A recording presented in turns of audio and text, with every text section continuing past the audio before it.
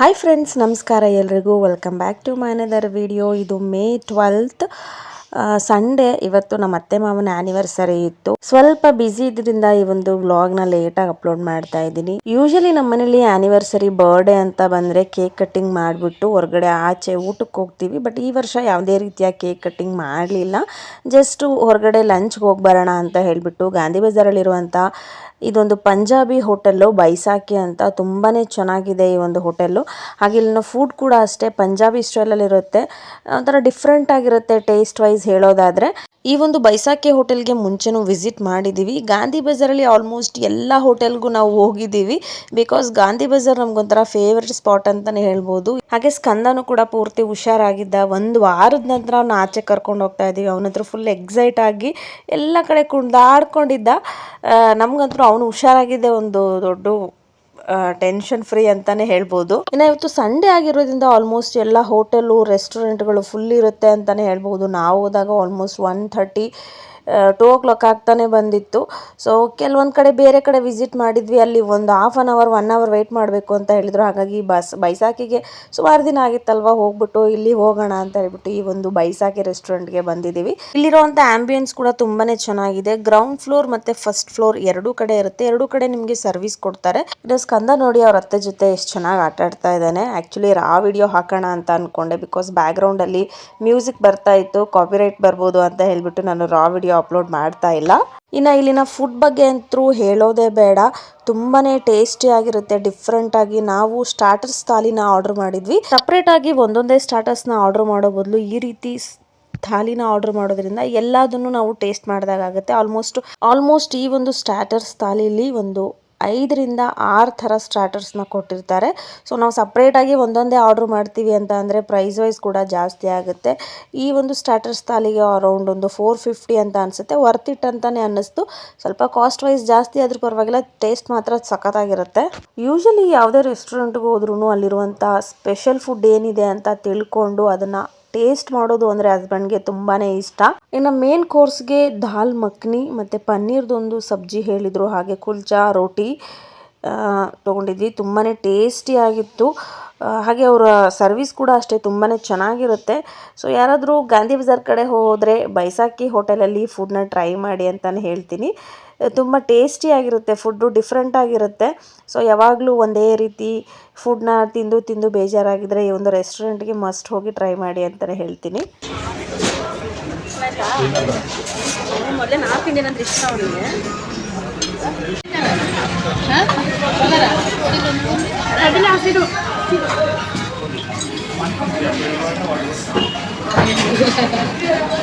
ಉಳ್ಳಾಗಡ್ಡಿ ಚಾಯ್ ಇರುತ್ತೆ.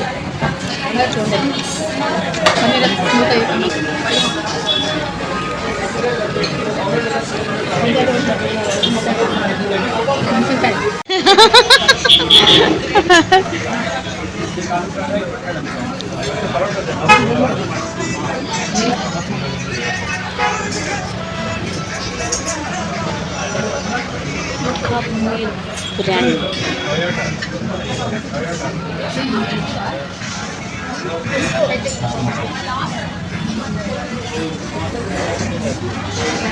ಇನ್ನು ರೈಸಲ್ಲಿ ನಾವು ಪಾಟ್ ಹಂಡಿ ಪನ್ನೀರ್ ಬಿರಿಯಾನಿನ ತೊಗೊಂಡಿದ್ವಿ.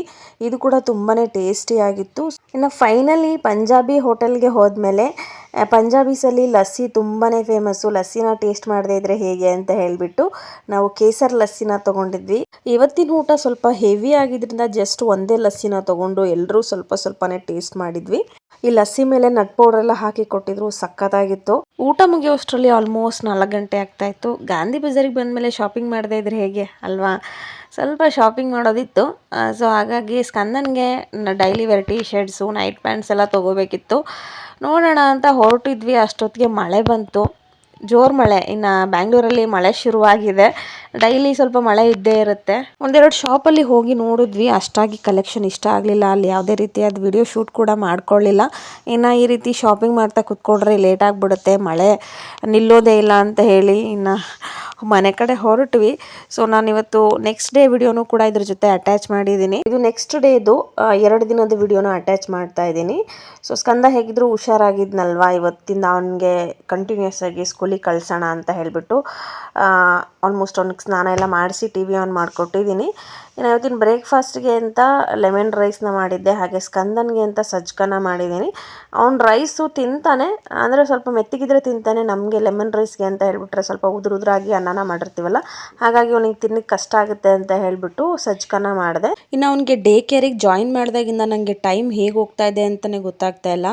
ಬೆಳಗ್ಗೆ ಎಷ್ಟೇ ಬೇಗ ಇದ್ದರೂ ಕೂಡ ಕೆಲಸಗಳು ಬೇಗ ಆಗೋದೇ ಇಲ್ಲ. ನಾನು ಎಷ್ಟೇ ಬೇಗ ಇದ್ದು ಮನೆ ಎಲ್ಲ ಕೆಲಸಗಳನ್ನು ಮುಗಿಸಿದ್ರು ಕೂಡ ಸ್ಕಂದನ ಎಬ್ಬರಿಸಿ ಅವನ್ನ ರೆಡಿ ಮಾಡೋದೇ ನಂಗೊಂದು ದೊಡ್ಡ ಟಾಸ್ಕ್ ಆಗ್ಬಿಟ್ಟಿದೆ. ಸ್ಕಂದನ್ನ ಡೇ ಕೇರಿಗೆ ಕಳಿಸ್ತಾ ಇರೋದ್ರಿಂದ ಅವನಿಗೂ ಒಂದ್ ರೀತಿ ಪ್ರಾಕ್ಟೀಸ್ ಆಗ್ತಾ ಇದೆ, ಹಾಗೆ ನಂಗೂ ಒಂದ್ ರೀತಿಯ ಪ್ರಾಕ್ಟೀಸ್ ಆಗ್ತಾ ಇದೆ ಅಂತಾನೆ ಹೇಳ್ಬೋದು. ಅಮ್ಮ ಮಗ ಇಬ್ರು ಒಂದ್ ರೀತಿಯ ಟ್ರಯಲ್ ಸೆಷನ್ ಪ್ರಾಕ್ಟೀಸ್ ನ ತಗೊಂಡಿದೀವಿ. ಇನ್ನು ನಾನು ಯಾವಾಗ್ಲೂ ಈಸಿ ಆಗೋ ಅಂತ ಬ್ರೇಕ್ಫಾಸ್ಟ್ ಅಡುಗೆಗಳನ್ನ ರೆಡಿ ಮಾಡ್ಕೊಳ್ತೀನಿ. ಸೊ ಬ್ರೇಕ್ಫಾಸ್ಟ್ ಮಾಡಿದ್ರೆ ಅದನ್ನೇ ಹಸ್ಬೆಂಡು ಲಂಚ್ ಬಾಕ್ಸ್ಗೆ ತಗೊಂಡು ಹೋಗ್ತಾರೆ. ಬೆಳಗ್ಗೆ ಒಂದು ಮಧ್ಯಾಹ್ನಕ್ಕೊಂದು ಅಂತ ಹೇಳ್ಬಿಟ್ಟು ಎರಡೆರಡು ರೀತಿಯ ಅಡುಗೆಗಳನ್ನ ಮಾಡೋ ಅವಶ್ಯಕತೆ ಏನಿರೋದಿಲ್ಲ.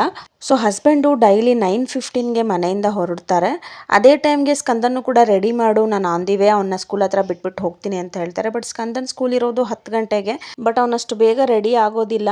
ಹುಷಾರಿಲ್ದಾಗಿಂದ ಅಂತೂ ತುಂಬಾನೇ ಹಠ ಕಲ್ತ್ಕೊಂಡ್ಬಿಟ್ಟಿದ್ದಾನೆ. 10 ಗಂಟೆ ಆದ್ರೂ ಇನ್ನೂ ಊಟ ಕೂಡ ಮಾಡಿಲ್ಲ, ಜೋರಾಗಿ ಅಳ್ತಾ ಇದ್ದ. ಅದನ್ನ ಕೇಳಿಸ್ಕೊಂಡು ಅತ್ತೆ ಕೂಡ ಬಂದ್ರು. ಹಾಲು ಕೂಡ ಕಂದ 10 ಗಂಟೆ ಆಗ್ತೈತಿ.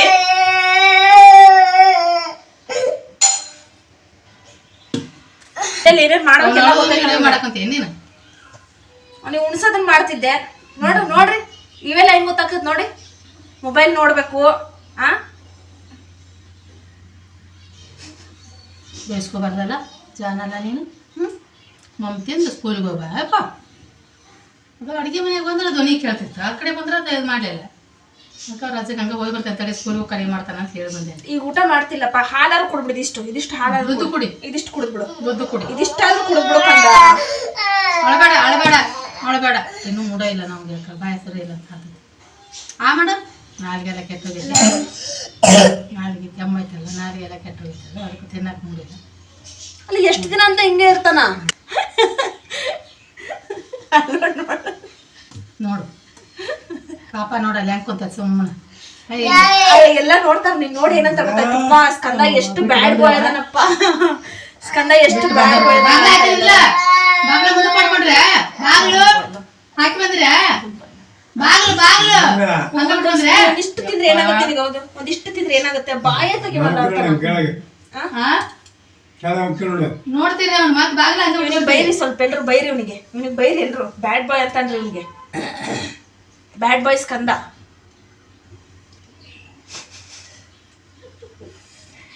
ಬ್ಯಾಡ್ ಬಾಯ್ ನೀನು, ಬ್ಯಾಡ್ ಬಾಯ್.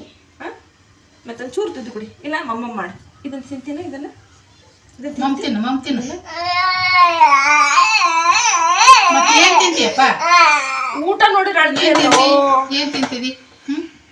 ಅವನು ತುಂಬಾ ಜೋರಾಗಿ ಅಳ್ತಾ ಇದ್ನಲ್ಲ, ಅದನ್ನ ಕೇಳಿಸ್ಕೊಂಡು ಅತ್ತೆ ಬಂದ್ರು. ಅತ್ತೆ ಹಿಂದೆನೆ ಮಾವನು ಬಂದ್ರು. ಸ್ಕಂದ ಪೂರ್ತಿಯಾಗಿ ಹುಷಾರಾಗಿದ್ದಾನೆ, ಬಟ್ ಅವನು ಸರಿಯಾಗಿ ಊಟ ಮಾಡ್ತಾ ಇಲ್ಲ. ನೋಡ್ತಾ ಇದ್ದೀರಲ್ಲ, 10 ಗಂಟೆ ಆಗ್ತಾ ಇದೆ. ಇವತ್ತಿಂದ ಕಂಟಿನ್ಯೂಸ್ ಆಗಿ ಸ್ಕೂಲಿಗೆ ಕಳ್ಸೋಣ ಅಂತ ಹೇಳ್ಬಿಟ್ಟು ಬೆಳಗ್ಗೆ 8 ಗಂಟೆಗೆ ಎಬ್ಬರಿಸಿದ್ದೀನಿ. ಎದ್ದು 2 ಅವರ್ ಆದರೂ ಕೂಡ ಹಾಲು ಕುಡ್ದಿಲ್ಲ, ಊಟನೂ ಮಾಡ್ತಾ ಇಲ್ಲ. ಬರೀ ಟಿವಿ ಮೊಬೈಲ್ ನೋಡ್ಕೊಂಡು ಕುತ್ಕೊಳ್ತಾನಂತೆ. ಹೊಟ್ಟೆ ಹಶ್ವ ಆಗ್ತಾ ಇದೆ, ಆದರೂ ಕಿರಿಕಿರಿ ಮಾಡ್ತಾ ಇದ್ದಾನೆ, ಜೋರಾಗಿ ಅಳ್ತಾನೆ. ಬಟ್ ಅವನಿಗೆ ಊಟ ಮಾಡಬೇಕು ಅಂತ ಅನ್ನಿಸ್ತಾ ಇಲ್ಲ. ಅದೇ ಅತ್ತೆ ಹೇಳ್ತಾ ಇದ್ರು, ಮೇ ಬಿ ಅವನಿಗೆ ಬಾಯೆಲ್ಲ ಕಹಿ ಅಂತ ಅನ್ನಿಸ್ತಾ ಇರಬೇಕು. ಸುಮ್ಮನೆ ನೀನು ಫೋರ್ಸ್ ಮಾಡಬೇಡ, ಇವತ್ತು ಕಳಿಸ್ಬೇಡ, ಬಿಟ್ಬಿಡು ಸ್ಕೂಲ್ಗೆ ಅಂತ ಹೇಳ್ತಾ ಇದ್ರು. ಬಟ್ ನಾನಿಲ್ಲ, ಇವತ್ತು ಕಳಿಸ್ತೀನಿ. ಅಟ್ಲೀಸ್ಟ್ 1 ಅವರ್ ಆದರೂ ಅವ್ನಿಗೆ ಕಳಿಸ್ಬಿಟ್ಟು ನಾನು ಅಲ್ಲೇ ಕೂತ್ಕೊಂಡಿದ್ದು ಕರ್ಕೊಂಡು ಬರ್ತೀನಿ ಅಂತ ಹೇಳ್ತಾ ಇದ್ದೆ. ಅವನಿಗೆ ನಾನು ವಿಡಿಯೋ ಶೂಟ್ ಮಾಡೋದು ಕೂಡ ಗೊತ್ತಾಗುತ್ತೆ. ಅವಾಗ ಅಷ್ಟೊಂದು ಜೋರಾಗಿ ಅಳೋದಿಲ್ಲ. ಎಷ್ಟು ಸೈಲೆಂಟಪ್ಪ ಈ ಮಗು ಅಂತ ಹೇಳಬೇಕು, ಹಾಗಿರ್ತಾನೆ. ನಮ್ಮತ್ತೆ ಅಂತೂ ತುಂಬಾ ಮುದ್ದು ಮಾಡ್ತಾರೆ ಅವನಿಗೆ. ಅವ್ನು ಹೇಗಿರ್ತಾನೋ ಹಾಗೆ ಬಿಟ್ಬಿಡು, ಜಾಸ್ತಿ ಯಾವುದಕ್ಕೂ ಫೋರ್ಸ್ ಮಾಡಬೇಡ ಅಂತ ಹೇಳ್ತಾರೆ. ಬಟ್ ಎಷ್ಟು ದಿನ ಅಂತ ಹೀಗೆ ಬಿಟ್ಬಿಡೋಕ್ಕಾಗತ್ತೆ? ಅವ್ನಿಗೆಲ್ಲದನ್ನು ಅಭ್ಯಾಸ ಮಾಡಿಸ್ಬೇಕು ನಾವು. ಚಿಕ್ಕವನು, ಅವನಿಗೆ ಗೊತ್ತಾಗಲ್ಲ ಅಂತ ಅಂದರೆ ಹಾಗೆ ಆಗ್ಬಿಡ್ತಾನೆ. ಬೇರೆ ಮಕ್ಕಳನ್ನೆಲ್ಲ ನೋಡುವಾಗ ಅಂದ್ಕೊಳ್ತಾ ಇದ್ದೆ, ಏನಪ್ಪ ಇಷ್ಟೊಂದೆಲ್ಲ ಹಠ ಮಾಡ್ತಾರೆ ಮಕ್ಕಳು, ಯಾಕೆ ಹೀಗೆಲ್ಲ ಮಾಡ್ತಾರೆ, ಅವ್ರ ಪೇರೆಂಟ್ಸ್ ಅವ್ರಿಗೇನು ಹೇಳ್ಕೊಡಲ್ವಾ ಅಂತ. ಬಟ್ ನನಗೆ ಮಗು ಆದಮೇಲೆ ನಂಗೆ ಗೊತ್ತಾಗ್ತಾ ಇದೆ, ಅಂದ್ಕೊಂಡಷ್ಟು ಈಸಿ ಅಲ್ಲ ಮಕ್ಕಳನ್ನ ಬೆಳೆಸೋದು ಅಂತ. ಬಟ್ ಚಿಕ್ಕ ವಯಸ್ಸಿಂದನೇ ಅವ್ರಿಗೆ ಕೆಲವೊಂದಷ್ಟು ಅಭ್ಯಾಸಗಳನ್ನು ಹೇಳಿ ಕೊಡೋದ್ರಿಂದ ಮಕ್ಕಳು ಕ್ರಮೇಣ ಎಲ್ಲವನ್ನು ಕಲಿತ್ಕೊಳ್ತಾರೆ.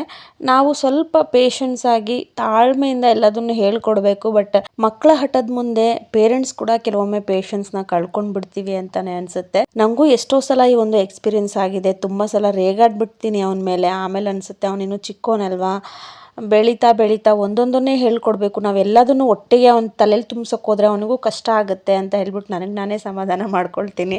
ಈಗ ಬೇಡ, ಹೋಗೋದು ಬೇಡ ಸ್ಕೂಲಿಗೆ. ಸ್ಕೂಲ್ ಬೇಡ, ಊಟ ಮಾಡ್ತೀಯಾ? ದುಡ್ಡು ಕುಡಿತೀಯಾ? ಸ್ಕೂಲಿಗೆ ಕರ್ಕೊಂಡು ಹೋಗಲ್ಲ, ದುಡ್ಡು ಕುಡಿ.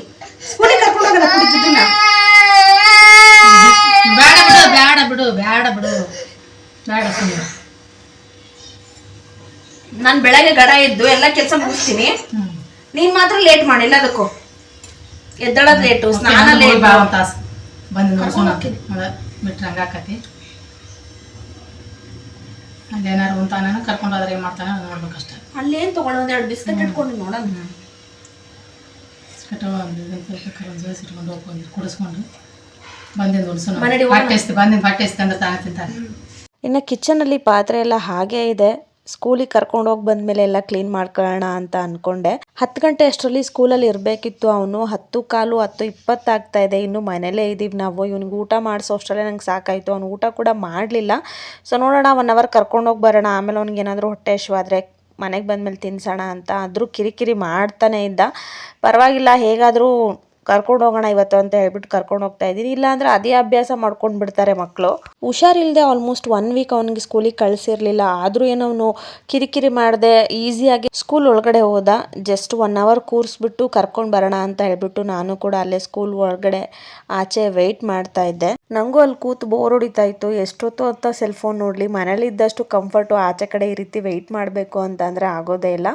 ಸೊ ಹೇಗಿದ್ರು ಟೈಮ್ ಇದೆ ಅಲ್ವಾ ಅಂತ ಹೇಳ್ಬಿಟ್ಟು, ಕ್ಲೈಮೇಟ್ ಕೂಲ್ ಆಗಿತ್ತು. ಸೊ ಹಾಗೆ ಒಂದು 1/2 ಅವರ್ ವಾಕ್ ಮಾಡೋಣ ಅಂತ ಹೇಳಿ ಅದೇ ರೋಡಲ್ಲಿ ವಾಕ್ ಮಾಡ್ಕೊಂಡು ಓಡಾಡ್ತಾ ಇದ್ದೀನಿ. ಜ್ಯೂಸ್ ಕುಡಿದ್ಬಿಟ್ಟು ಹೋಗೋಣ. ಸರಿಯಾಗಿ ಊಟ ಮಾಡಿಲ್ಲ, ಏನಿಲ್ಲ ನೋಡಿ ನೀನು.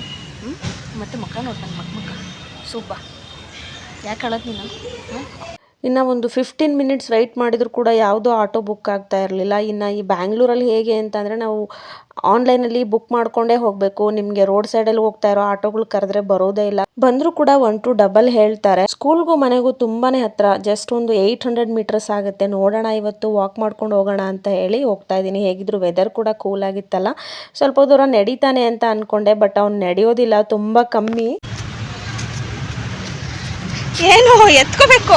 ಇಷ್ಟೊತ್ತರೆಗೂ ಎತ್ಕೊಂಡಲ್ಲ ಕಂದ. ಎತ್ಕೋ ಅಲ್ವಾ ಅಲ್ವಾ ಅಲ್ವಾ ಎತ್ಕೋತೀನಿ ಬಾ. ಅಲ್ವಾ ಎತ್ಕೋತೀನಿ ಬಾ. ಅಲ್ವಾ ಎತ್ಕೋತೀನಿ ಬಾ. ಬರೀ ಎತ್ಕೋ ಬೊಬ್ಬ.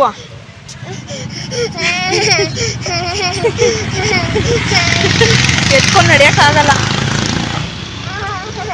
ಸ್ವಲ್ಪ ಇಳಿಯೋ, ಇಳಿಕಂದ ಇಳಿಯೋ. ಸ್ವಲ್ಪ ನಡ್ಕೊಂಡು ಬಾ. ಅಯ್ಯಪ್ಪ, ಇಳಿಕಂದ ನೋಡು, ಇಳಿ ಇಳಿಯೋ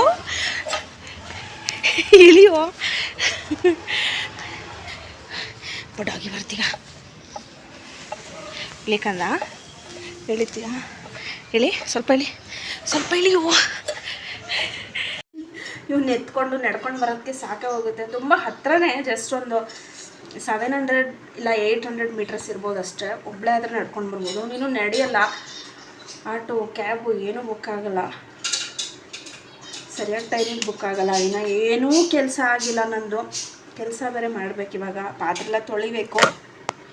ನೋಡಿ ಸುಬ್ಬ ಬಂದ್ಬಿಟ್ಟು ಆಟ ಆಡ್ತಾ ಕೂತವನೆ. ಅವನ್ನ ಎತ್ಕೊಂಡು ಬರೋ ಅಷ್ಟರಲ್ಲಿ ತುಂಬಾ ಸುಸ್ತಾಯಿತು ಪಾಪ. ಅವನು ಚಿಕ್ಕೋನು, ಎಷ್ಟು ದೂರ ಅಂತ ನಡೀತಾನೆ. ಸ್ವಲ್ಪ ದೂರ ನಡೆದ ಅವನು. ಆಮೇಲೆ ನಾನು ಎತ್ಕೊಂಡು ಬಂದೆ. ಸ್ಕೂಲ್ ಕಡೆಯಿಂದ ವ್ಯಾನ್ ಫೆಸಿಲಿಟೀಸ್ ಇಲ್ಲ. ನೋಡೋಣ, ಆದಷ್ಟು ಬೇಗ ಏನಾದರೂ ವ್ಯವಸ್ಥೆ ಮಾಡ್ಕೊಳ್ಳೇಬೇಕು. ಯಾಕೆಂದರೆ ಡೈಲಿ ಹೋಗಿ ಬರೋದು ಅದೇ ಸ್ವಲ್ಪ ಕಷ್ಟವಾಗ್ತಾ ಇದೆ. ಒಬ್ಬಳೇ ಆದರೆ ಹೇಗೋ ಹೋಗಿ ಬಂದ್ಬಿಡ್ತೀನಿ. ಅವನ್ನ ಎತ್ಕೊಂಡು ಬ್ಯಾಗ್ ಇಟ್ಕೊಂಡು ಬರಬೇಕು ಅಂದರೆ ಸ್ವಲ್ಪ ಕಷ್ಟವೇ ಆಗುತ್ತೆ. ಇನ್ನು ಮಳೆಗಾಲ ಶುರುವಾದರೆ ಇನ್ನೇನು ಕತೆನೋ ಗೊತ್ತಿಲ್ಲ. ಇನ್ನು ಏನೂ ತಿಂದಿರ್ಲಿಲ್ವಲ್ಲ ಅಂತ ಹೇಳ್ಬಿಟ್ಟು 1-2 ಬಿಸ್ಕೆಟ್ನ ಬಾಕ್ಸಿಗೆ ಹಾಕಿ ಕಳಿಸಿದ್ದೆ. ಅದನ್ನು ಕೂಡ ತಿಂದಿಲ್ಲ, ಹಾಗೆ ತೊಗೊಂಡು ಬಂದಿದ್ದಾನೆ. ಸೊ ನೋಡಿದ್ರಲ್ಲ ಇವತ್ತಿನ ವ್ಲಾಗ್ನ. ಇತ್ತೀಚೆಗೆ ಸ್ವಲ್ಪ ಬ್ಯುಸಿ ಆಗಿಬಿಟ್ಟಿದ್ದೀನಿ ನಾನು, ಹಾಗಾಗಿ ನನ್ನ ವ್ಲಾಗ್ಸ್ಗಳು ಸ್ವಲ್ಪ ತಡವಾಗಿ ಬರ್ಬೋದು. ಐ ಹೋಪ್ ಇವತ್ತಿನ ಈ ಒಂದು ವಿಡಿಯೋ ನಿಮ್ಮೆಲ್ಲರಿಗೂ ಇಷ್ಟ ಆಗಿದೆ ಅಂತ ಅಂದ್ಕೊಳ್ತೀನಿ. ವಿಡಿಯೋ ಇಷ್ಟ ಆಗಿದ್ರೆ ಲೈಕ್ ಕೊಡೋದನ್ನು ಮರಿಬೇಡಿ. ಇನ್ನು ಯಾರೆಲ್ಲ ನನ್ನ ಚಾನಲ್ನ ಸಬ್ಸ್ಕ್ರೈಬ್ ಮಾಡ್ಕೊಳ್ದೆ ನೋಡ್ತಾ ಇದ್ದೀರೋ ಪ್ಲೀಸ್ ನನ್ನ ಚಾನಲ್ನ ಸಬ್ಸ್ಕ್ರೈಬ್ ಮಾಡ್ಕೊಂಡು ನೋಡಿ. ಮತ್ತೆ ಸಿಗ್ತೀನಿ. Thanks for watching.